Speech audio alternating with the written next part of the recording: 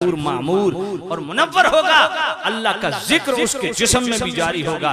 रिजालुल्लाह तुल्हीहिम तिजारतुन वला बैउन अन ज़िक्रिल्लाह, फरमाया वो वली है जो कारोबार हयात को भी चलाता है लेकिन दिल रब के साथ जुड़ा हुआ है। ख्वाजा गरीब नवाज हुजूर ख्वाजा मुईनुद्दीन चिश्ती अजमेरी रहमतुल्लाह अलैह, उनके मलफूजात जो हजरत ख्वाजा खाजगा बख्तियार काकी रहमतुल्लाह अलैह ने दलीलुल आरिफीन में दर्ज किए हैं, उनमें से एक मलफूज सुन लीजिए। हजरत बख्तियार काकी रहमतुल्लाह अलैह फरमाते हैं कि एक मजलिस में ख्वाजा गरीब नवाज ने फरमाया कि रोजाना दो फरिश्ते आसमान से नाजिल होते हैं, एक फरिश्ता बैतुल्लाह की छत पे, दूसरा फरिश्ता गुंबद खजरा पे। जो बैतुल्लाह की छत पे फरिश्ता आता है वो सदा देता है, ए मखलूक खुदा, ए बंदगाने खुदा, अगर तुमने खुदा के फराइज को अदा न किया तो हुकूकुल्लाह की बजा आवरी से तुम रह गए। और जो गुंबद खजरा पे फरिश्ता होता है वो कहता है, ए बंदगाने खुदा, अगर जानबूझ के मुस्तफा करीम की किसी सुन्नत को छोड़ दिया तो तुम शफाअत रसूल से महरूम हो जाओगे। ये है ख्वाजा गरीब नवाज रहमतुल्लाह अलैह फरमाते हैं कि मैं एक दिन शेख अजल शिराजी रहमतुल्लाह अलैह के पास गया तो उनको बड़ा मुतरद्दिद पाया, परेशान पाया। तो मैंने पूछा हुजूर परेशान क्यों? कहा वजू कर रहा था, दौराने वजू उंगलियों का खिलाल करना भूल गया हूँ तो फरिश्ते ने मेरे कान में आके कहा कि उधर से नबी पाक की मोहब्बत के दावे भी करते हो और तुम्हें पता नहीं कि दौराने वजू उंगलियों का खिलाल करना हुजूर की सुन्नत है। ख्वाजा गरीब नवाज फरमाते हैं मैं कई सालों के बाद शेख अजल शिराजी को मिलने गया तो उसी तरह उन्हें मुतरद्दिद और परेशान पाया। मैंने अर्ज किया हुजूर आज क्या परेशानी? कहा आपको याद है वो एक अरसे पहले उंगलियों का खिलाल छूट गया था, मैं अभी भी परेशान हूँ कि क़यामत के दिन नबी पाक को मुंह क्या दिखाऊं और हमारी हालत क्या है। फराइज हम नहीं पढ़ी, हुजूर की सुन्नत हम अदा नहीं करते। मैं आप हजरात से पूछना चाहता हूँ आप में से कौन है जो अपने नबी को खुश नहीं करेंगे? सभी करना चाहते हैं।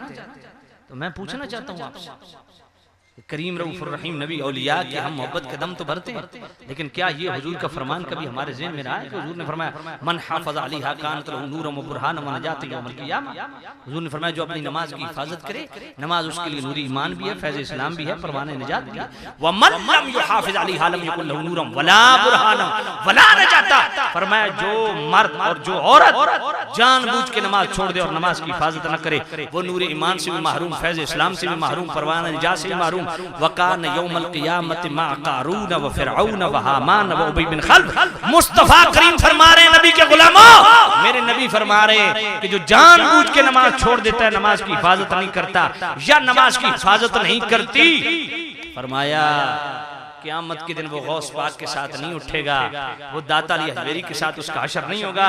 फरमाया क़यामत के दिन उसे फ़िरौन के साथ उठाया जाएगा, हामान के साथ उठाया जाएगा, कारून के साथ उठाया जाएगा। इसलिए मेरे नबी के गुलामों आओ शरीयत की ताबेदारी करो।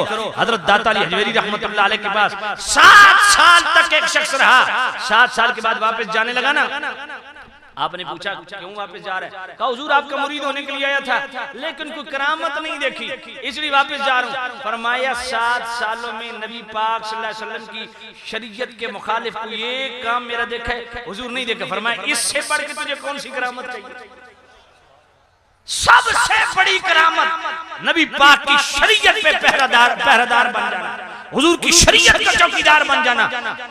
इमाम रब्बानी मुजद्दिद अल-फिसानी शेख अहमद सरहंदी रहमतुल्लाह अलैह जिनको अल्लाह ने 1000 साल के लिए मुजद्दिद बनाया, हजरत मुजद्दिद पाक रहमतुल्लाह अलैह सिलसिले नक्शबंद में आप हजरत बाकी बिल्लाह रहमतुल्लाह अलैह के खलीफा थे। तो हजरत बाकी बिल्लाह रहमतुल्लाह अलैह ने जब दुनिया से पर्दा फरमाया अपने तमाम खुलफा को और मुरीदों को फरमाया कि जो आइंदा मुझसे तुम्हें फैज मिलना था वो जाओ, मैं तुम्हें खुद हुक्म दे रहा हूँ, शेख अहमद के पास चले जाओ, आज के बाद ये फैज तुम्हें उधर से मिलेगा।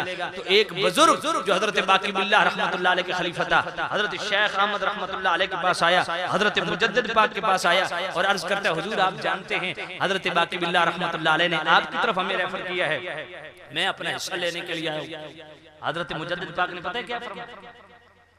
आज जो 2 नंबर के पीर बड़ी बड़ी मूछें रखी, दाढ़ी साफ, कड़े पहने हुए, संगल ओढ़े हुए, जी लगता है ऐसे जैसे ऐसे देखेंगे 14 तबक बर्बाद कर देंगे, 14 नस्लें खत्म कर देंगे। जरा तवज्जो फरमाओ, हजरत मुजद्दिद पाक ने क्या फरमाया?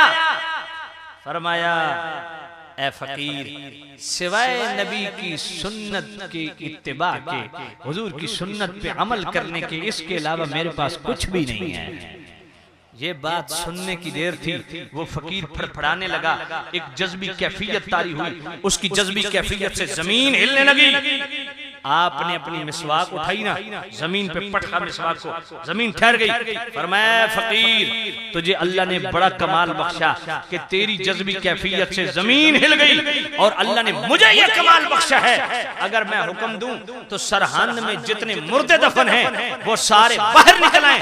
लेकिन ए फकीर, भाई तवज्जो मेरी तरफ, मैं काम की बात करने लगा हूं। फरमाया फकीर, तेरी इस जज्बी कैफियत से जमीन का हिल जाना और मेरे हुक्म से सरहंद के सारे मुर्दों का बाहर निकल आना, फरमाया इससे भी बढ़ के मेरे नजदीक कमाल ये है कि दौरान वजूद सुन्नत के मुताबिक मिसवाक करना।